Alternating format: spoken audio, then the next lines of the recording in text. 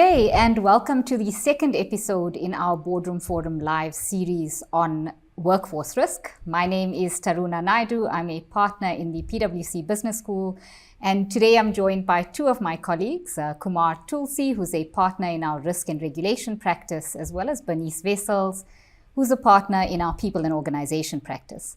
And today we've got a really interesting and exciting topic that we're going to explore around why workforce risk is so important in business resilience. Now, we've seen disruptive megatrends like climate change and social instability really impacting organizations globally, requiring many business leaders to reflect on how do they respond proactively to some of these emerging challenges, and also looking at investing in integrated resilience to be able to navigate some of this constant disruption that they're going through, as well as take maximum advantage of some of the opportunities to transform. I want to dig into that a little bit more, Kumar. So maybe to set the tone for us, help us to understand what are some of the key pillars that organizations should be looking into when they think about business resilience.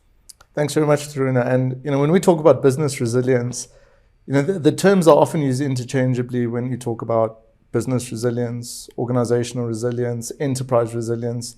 And how we see that kind of culminate together is in, as you mentioned, the four pillars. I think we've got a large pillar being operational and technology resilience, which focuses on when you experience disruption events, maintaining the availability of your technology or your critical processes in the organization.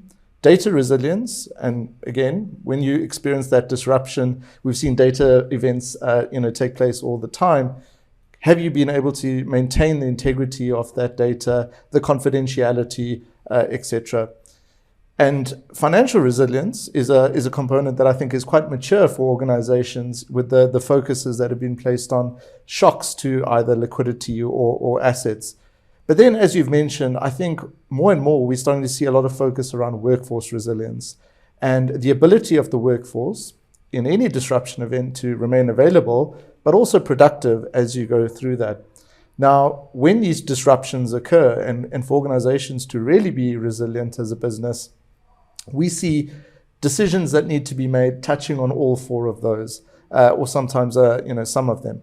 And that's why we think the four pillars really make up the key points of business resilience.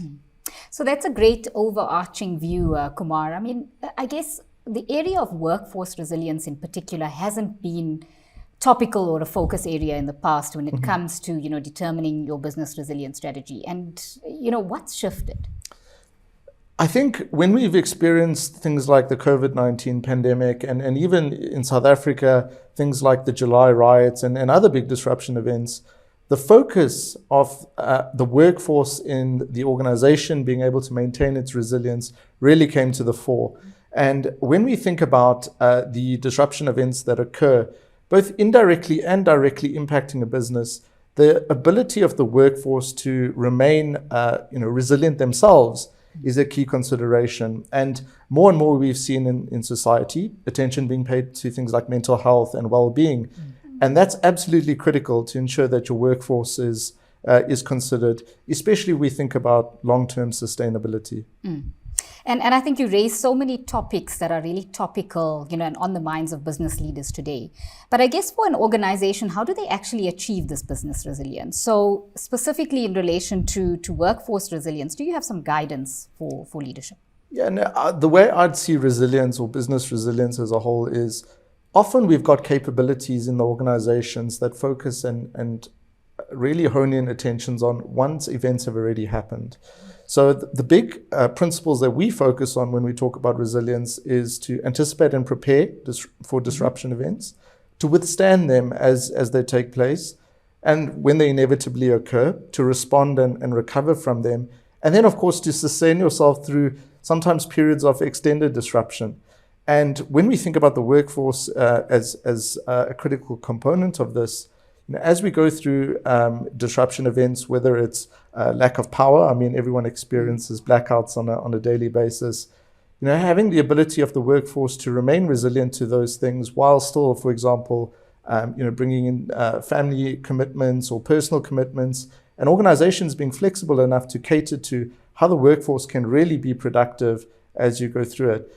And I think that the business as usual attention needs to now shift away from just pure recovery and more around anticipating and preparing, and what can you do for your workforce to either give them the tools to be able to cope with these events as they occur, and ultimately that just is positive for the business as a whole.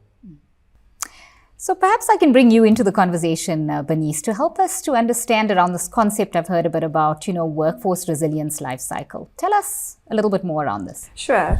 So the workforce resilience life cycle is really how organizations should start thinking about workforce resilience, and like Kumar said, actually proactively think through what will happen in the times of disruption to their workforce. So typically what an organization would do is look at some of those critical, or identify those critical workforce areas, processes that is imperative to their business, and actually also assess the maturity of these critical processes and functions from a workforce perspective. During that process, the organization also needs to think, what is their tolerance level to disruption? So really, what level of risk are they willing to accept, and what level are they not willing to accept? Once they have this defined, the organization should really move into scenario planning. And that's thinking through different scenarios of disruption and how that would impact the workforce within these functions, within these processes.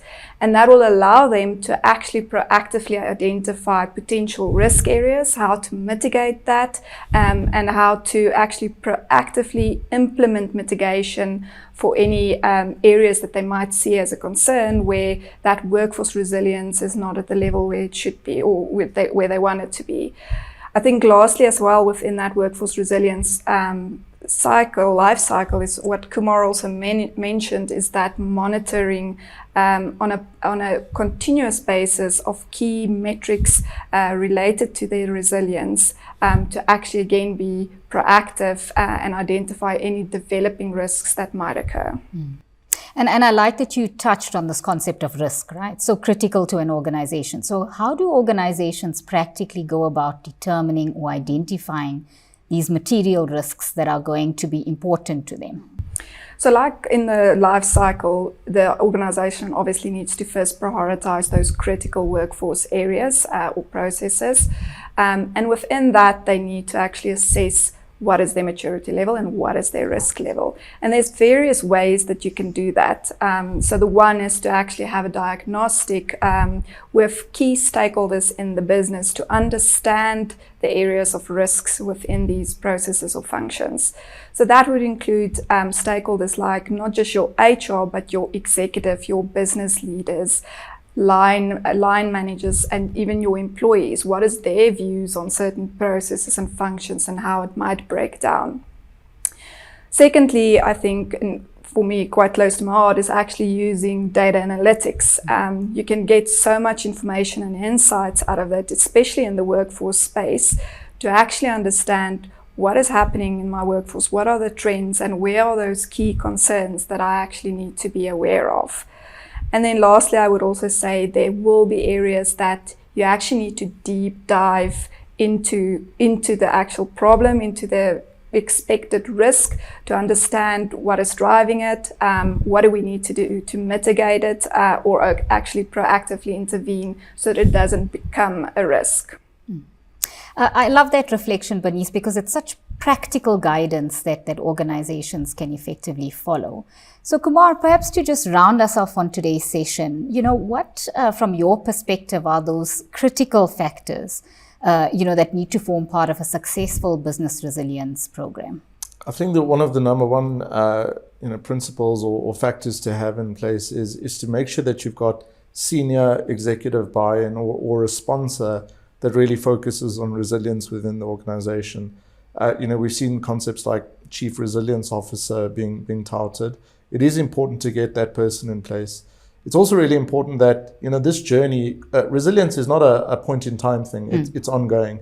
And it's really, really critical to get the organization bought in. And part of that is a shift in organizational culture away from, we are only going to look at events once they've occurred, and shift that culture to more of a proactive, let's think about events way before they could materialize. And in doing that, you start influencing the culture. I also think just being realistic, organizations sometimes put down plans in place which are very aspirational. It is important to just level set and ground yourself, put together a fit for purpose, meaningful plan around resilience. You aren't going to solve some of this overnight. Some of this might take a decade to get right in organizations, like we've seen in the UK banking industry. And then I think lastly, it would be just important to bring it together, as Bernice mentioned, continuous monitoring. Organizations evolve, the way the market operates evolves, and if you can evolve with that and remain resilient, I think facilitating that through that continuous monitoring of where could emerging risks occur and being proactive about it will really set you apart from the competition. Well, thank you, Kumar and Bernice, for your very useful reflection points, I think, for any organization that's thinking around business resilience in their program, and for helping us to deep dive into this concept of workforce risk as well. Just want to thank our online audience for joining us as part of our series, on our Boardroom Forum Live, delivered by PwC's Business School.